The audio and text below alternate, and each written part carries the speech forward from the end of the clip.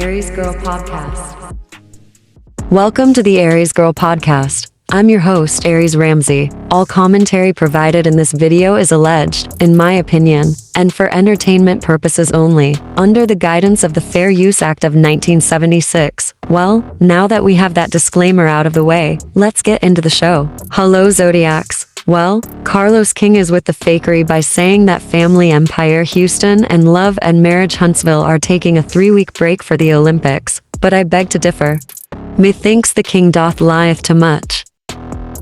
These shows are more than likely on hiatus because of the lackluster ratings. If Carlos King would just step away from the mess and get back to business with the Core 6, the ratings would pick back up. Even when Carlos does feature the cast's businesses, it's always as a backdrop to the mess. Thanks for showing Stormy's umpteenth warehouse. But why does it just need to be the backdrop location to discuss Martell and Trisha and their mess? Also, thanks for showing Martell's tiny house with the mega garage. But why does it need to be the backdrop location to discuss the Destiny Moses Sunny mess? Nobody cares. Again, get back to business, please. Perhaps Kingdom Reign can pitch a new show to HGTV, called Tiny House Mega Garage. At least it would be business related.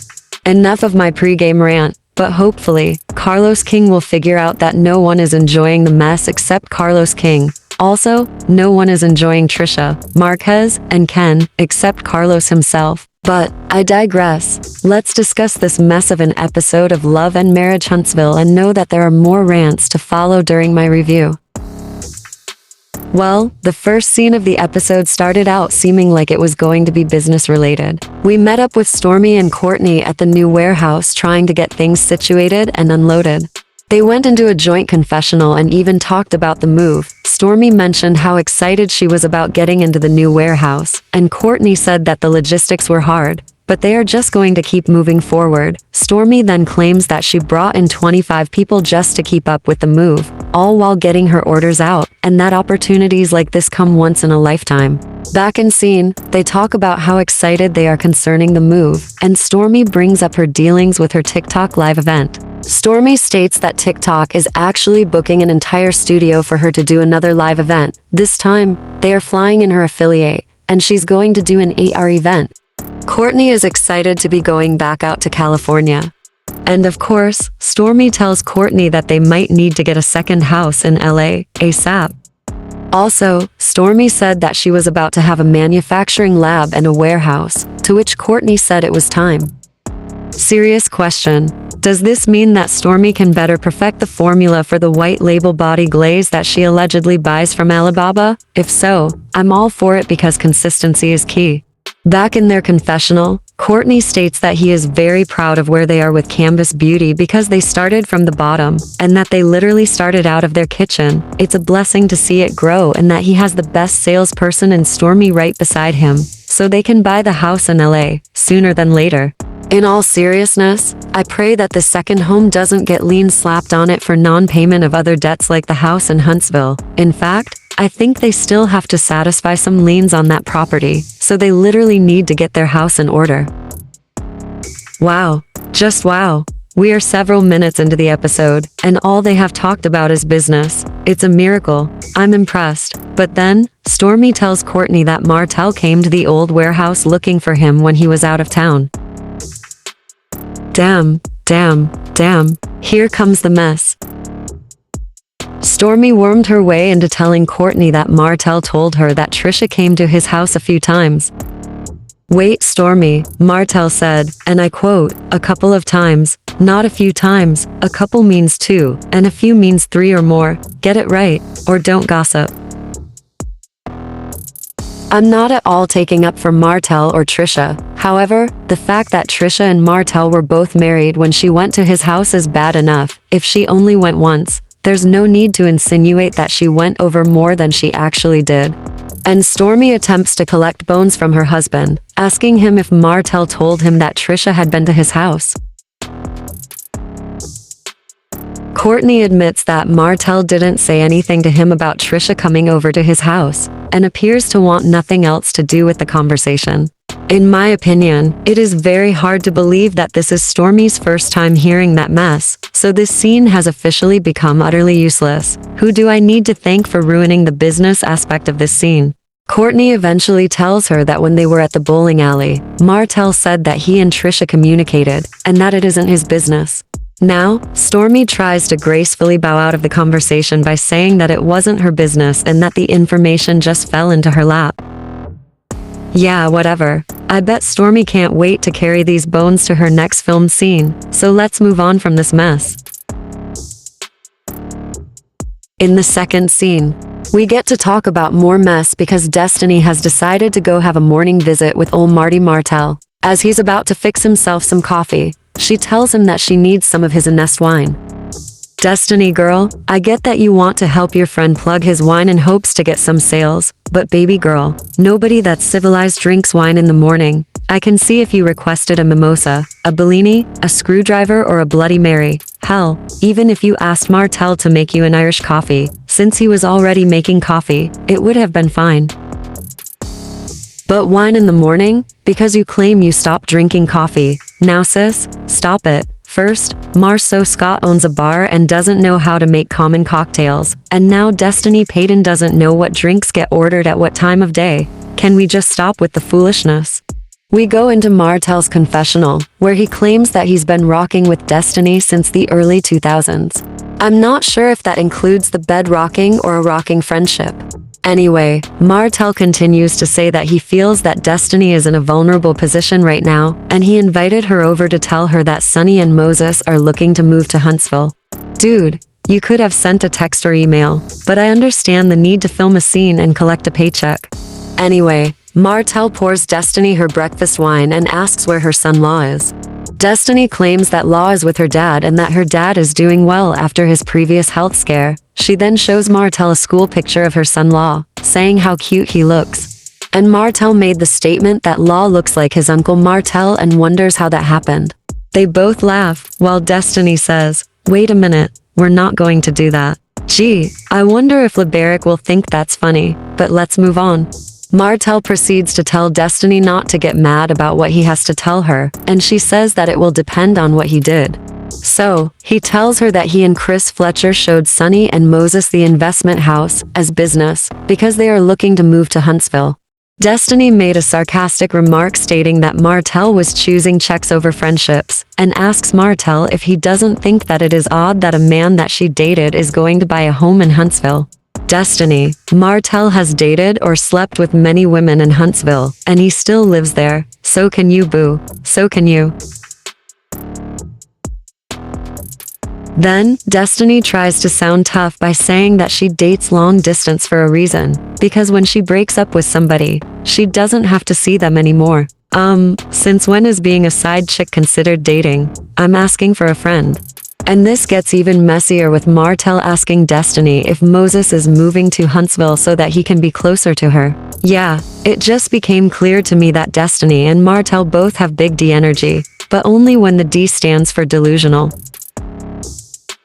I honestly don't care that Moses's company is named after some baby names that he and Destiny chose. Who knows, maybe he left the name the same to troll Destiny every time she thought about it. Nobody cares. And the cast needs to stop pushing the narrative that Moses wants Destiny back. It's not cute or funny. It's just feeding into Destiny's delusions. Now, it was telling how Martell said that everyone ought to have a side chick in the scene. Yeah, so they can end up in the same BS position that Martell is in.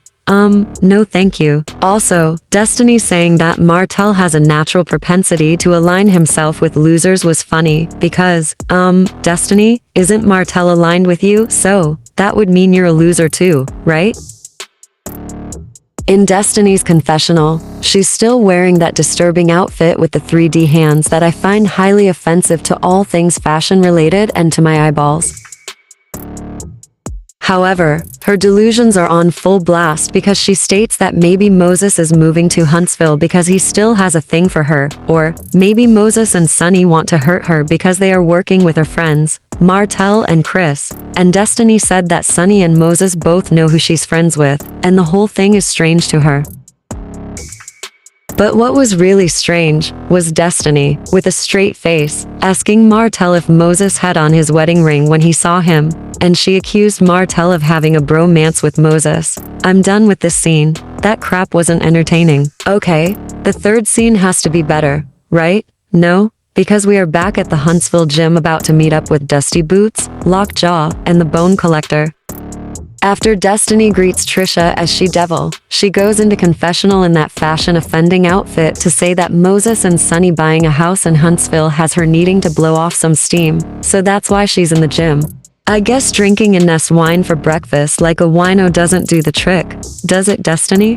Trisha gives Destiny instructions on how to perform her exercise and asks what Destiny has been up to. Of course, we know that the answer should be obsessing over Moses and Sunny. But Destiny chooses to say that she's been taking care of her son and dating. Dating who? Is it Lance Fletcher? Then, here comes Stormy, the resident bone collector, to get the mess started, because she walked in saying that she wasn't working out. So, why is she here? Oh, to brag about her trip to Los Angeles and talk about TikTok and her moving to yet another warehouse.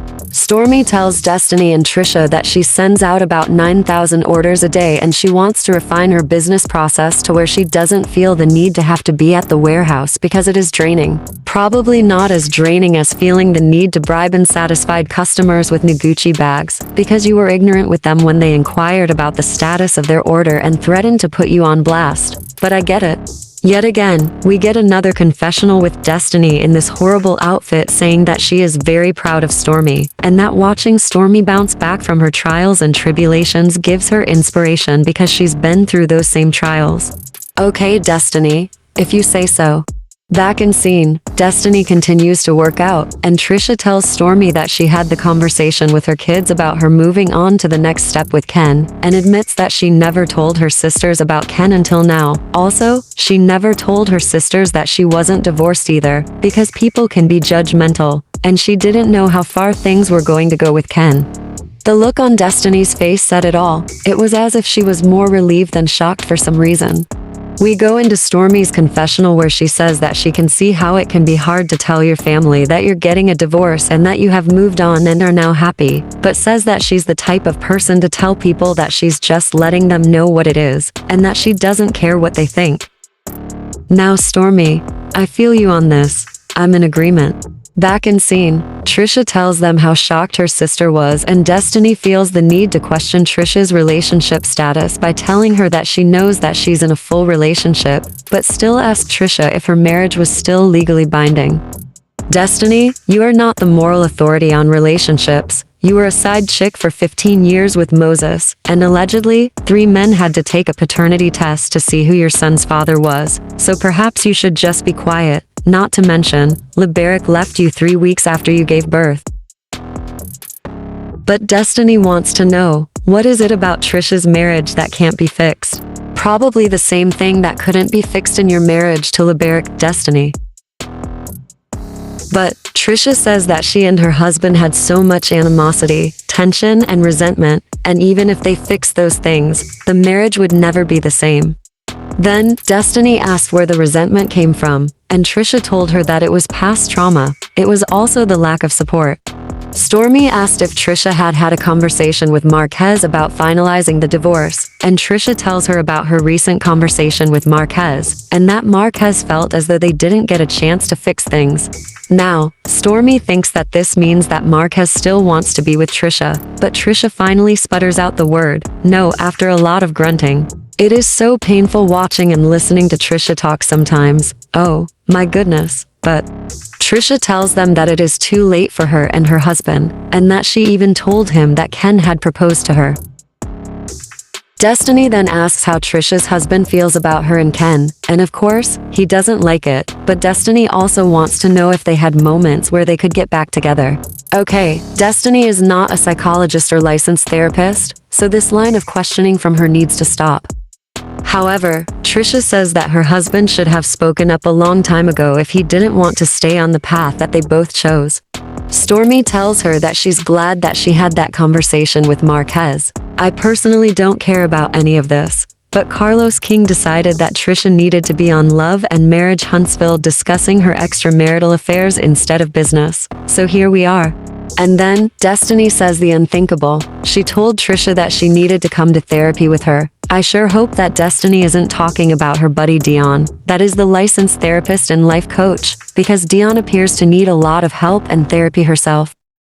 However, in her confessional, Destiny says that divorce is very serious and that it's best for the people in the relationship to figure those things out, and not to take advice from people who are divorced. But who can take anything that Destiny says seriously with that ridiculous outfit on? Her stylist needs to be fired, but I'm willing to bet that Destiny styled herself. However, it's time for Stormy to drop the bones she's been collecting and tell Trisha about Martell's visit to her warehouse, when he said that Trisha's been over to his house before. Now, did this really need to be done in front of Destiny, other than to get a reaction out of her, with zero regards for her feelings? Apparently so, because Destiny seems shook when Stormy told Trisha that she had a conversation with Martell about him and Trisha. Destiny was even more shook when Stormy explained the events surrounding the gala and Martell saying that Trisha had been to his house before. Destiny was giving scorned woman vibes, in my opinion, and we all know that hell hath no fury like a woman scorned, and Destiny has been scorned a lot recently. But Destiny wants to know if Trisha and Martell were sneaky links, and it took an uncomfortable moment for Trisha to finally say no.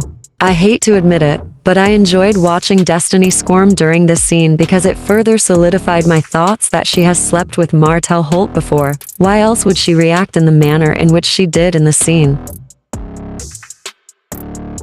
However, Trisha responds by saying that she never made it to Martell's. And that prompts Destiny to ask her if she was on her way.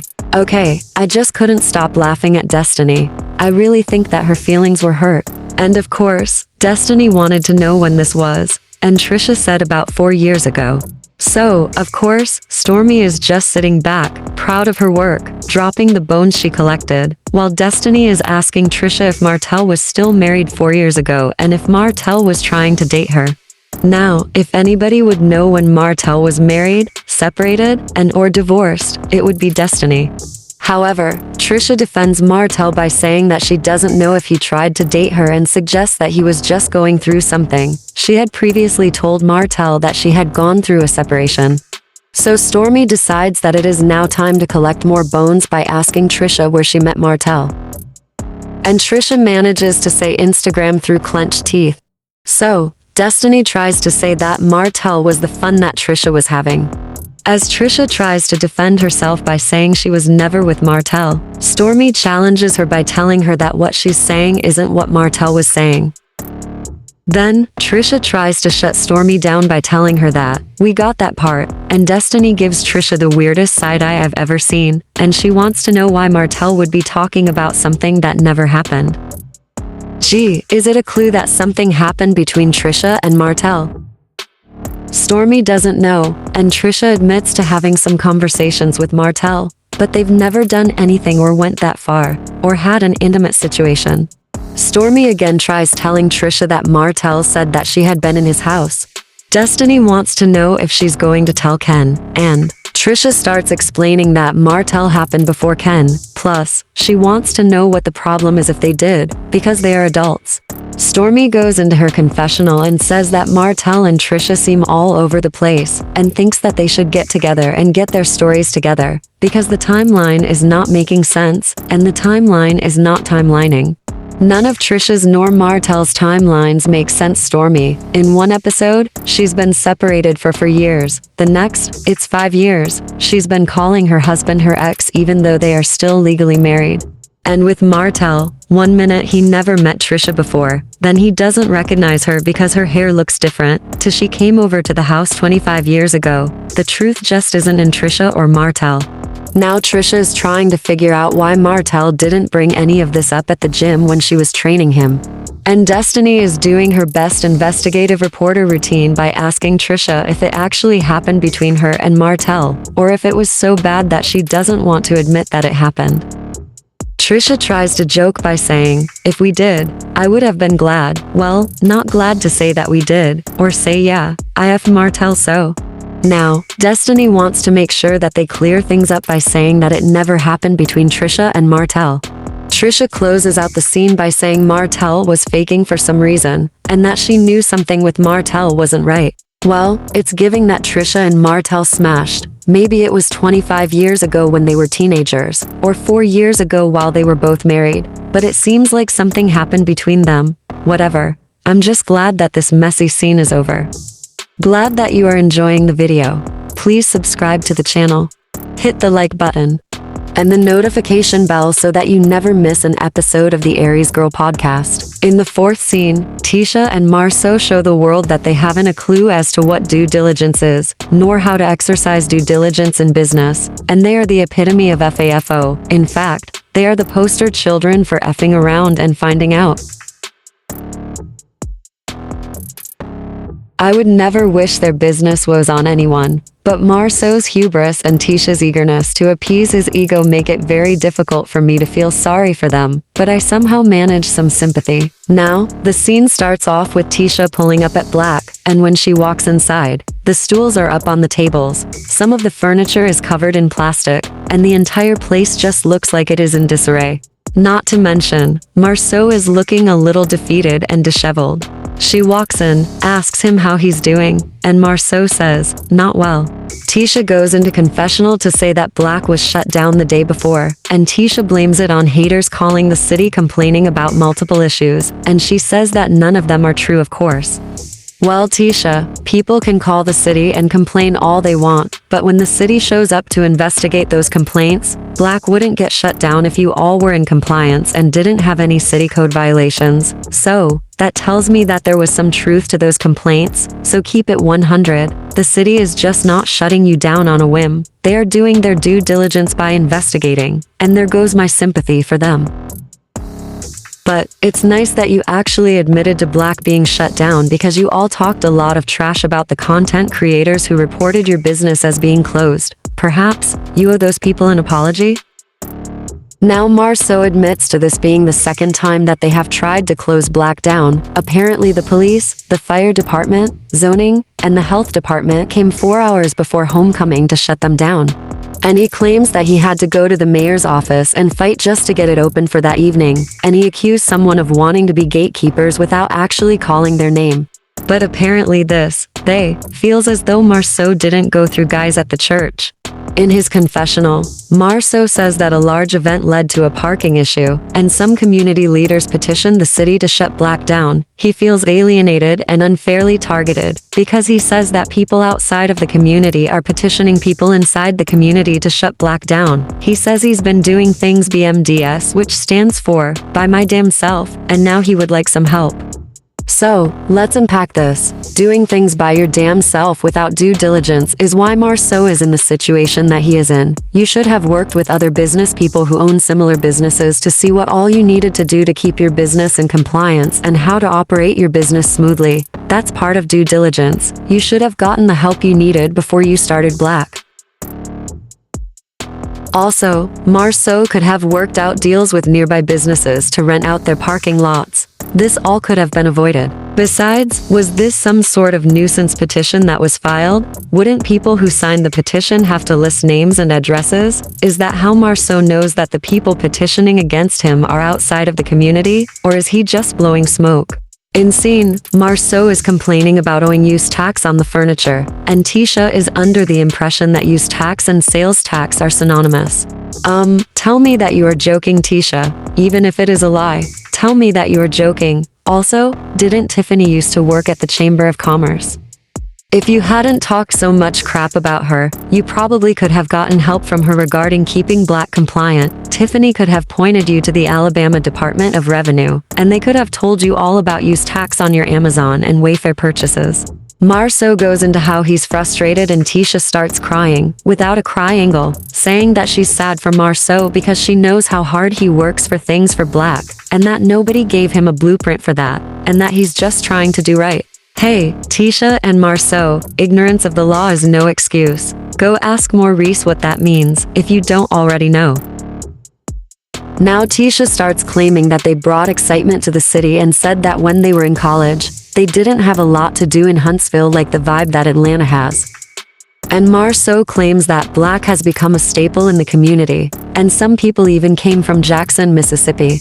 Was that members of the cast of Bell Collective from Jackson, Mississippi? I'm sorry, Marceau and Tisha are hashtag team too much in this moment. Again, had they gone to the Chamber of Commerce, black would probably be on the Huntsville.org website as one of the things to do, and there's a lot to do according to the website. Black is nowhere to be found on that site though. And then Marceau wants to fake flex his finances and net worth by saying that Scott Manor is worth a couple of million, Uptown is worth a couple of million, the duplex being built is $500,000, and questions what the city has done for them after they've put money in the city's pockets. And he tries to give a motivational, political-themed Easter speech about property value that fell flat for me, because the city of Huntsville doesn't owe them anything. In fact, they actually owe the city, and they need to pay their taxes and run their business accordingly. And Tisha makes a childish statement about why they are there in Huntsville if Huntsville doesn't care about them. Tisha, Michael Corleone said it best. It's not personal, it's strictly business. You both could learn a lot from watching The Godfather. Tisha, you have to pay your taxes, unless you are some major corporation like Amazon that the city wants to woo to move into the community with a tax break. That's the way life works and business works. These are things you should have already known. And Marceau is bringing up the comeback group and saying how it's their way of life. But just a few episodes ago, Marceau was claiming that the Raiders' slogan about a commitment to excellence was ingrained in them. Just pick a lane and stay in it, please. Also, Marceau and Tisha, until you no longer owe mortgage payments on Scott Manor and Uptown, those are parts of the earth that your bank owns, not you. Know the difference between a deed of trust and a deed of reconveyance. Freedom might not be free, but this advice and knowledge that I'm giving you sure is, so take it. I've often wondered why your daughters and nieces aren't on the side of the building along with your son and nephews on that mural, Mr. Chauvinist. And Tisha, why doesn't that bother you? I'm done with this fakery, but fight all you need to, Marceau. Go all the way to the Supreme Court if necessary, with Tisha fighting right by your side. Hell, fight for your right to party, just like the Beastie Boys said you should.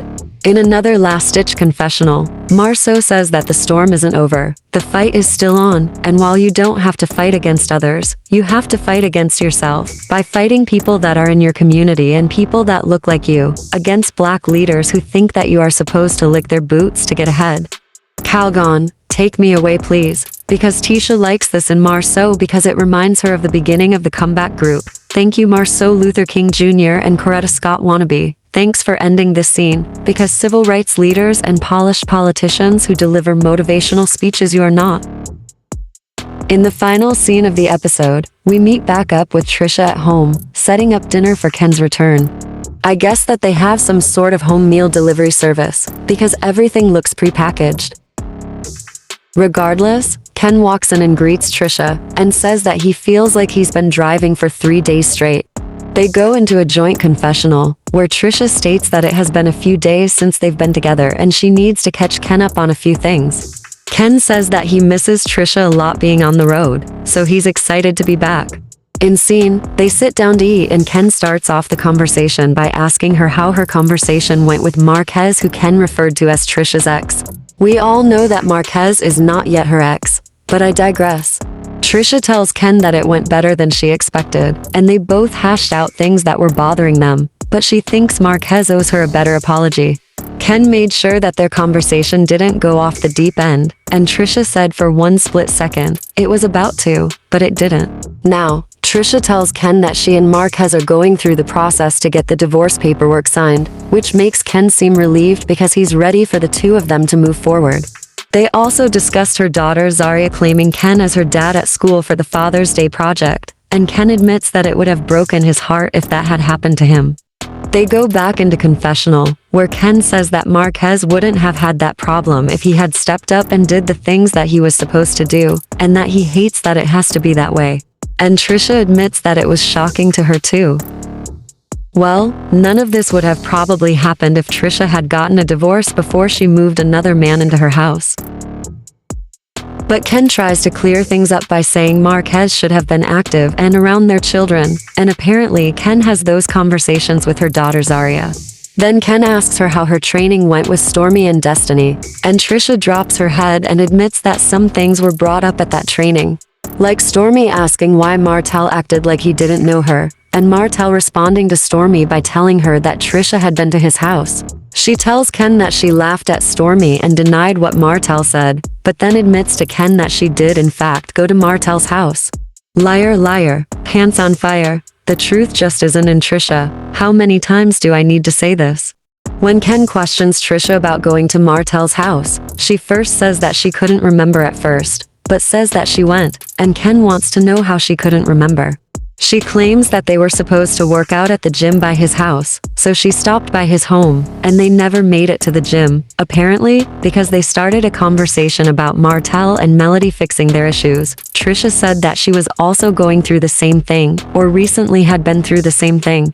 Trisha told Ken that she told Martell that they were supposed to be working out and that she didn't come over to be a counselor, and they never made it to the gym. So, I have some questions. Why couldn't Martell meet you at the gym instead of his house? Was his car not operable? Did he need a ride? Did he not have enough money for an Uber? Why couldn't Martell meet you at the gym, sis? Why did you even go to his house? This is also suspect. Ken tells her that both she and Martell were at fault, and he knows that Trisha is a private person, but she has to tell him the small things so that he can believe her when she tells him the big things, and gives Trisha a rundown of how both hers and Martell's stories have changed about how they knew one another. See? Zodiacs. Ken knows she's a liar too, apparently. Every time Trisha opens her mouth, it's just lies, lies, and more lies. As a single man, Ken knows what his intentions may be if a woman comes into his personal space. As a man, anytime a woman has asked him to train her, they ended up wanting more. The progression of the lies that Trisha and Martell have told makes Ken say that they are playing in his face, and he reminds Trisha that he can be a nice person or he can be a mean person, and asks Trisha what made her not tell him the entire story regarding Martell. And Trisha claims that she didn't tell Ken because it wasn't anything serious. She goes into confessional and says that she thinks that her not being honest about the situation gave Martell fuel to have people think something happened when it didn't, and she regrets not telling Ken the full story in the beginning. Back in scene, Ken says that what happened or didn't happen between her and Martell isn't an issue because it was before the two of them were together. Huntsville is small, and that they all have a past. And in full Trisha fashion, she mutters under her breath and said through her clenched teeth that she doesn't have a past. Girl, what? You have a past and a present. Even Ken corrected her and told her that she has a past. He even gave Trisha an analogy of her situation with Martell, but flipped it using himself and Destiny, and told her that if the roles were reversed, she would have a problem with Destiny telling her that Ken had been to her house. Facts, Ken, facts. And he further explains how things would go if they were open and 100% honest about who they have been with. Again, he doesn't care about who she's been with before him. However, he does care that she's not telling him about it and allowing other people to shape a narrative and play in his face with information that he doesn't have. Ken says he isn't the type of person that trips about things that he knows. He trips when he doesn't know the full story or have all of the information. He doesn't want to look crazy trying to defend her without all of the facts. That's what's going to piss him off. To sum it up, never let people spray you with your own truth. Trisha can't be so private to where she doesn't communicate things to Ken and it ends up making her look crazy.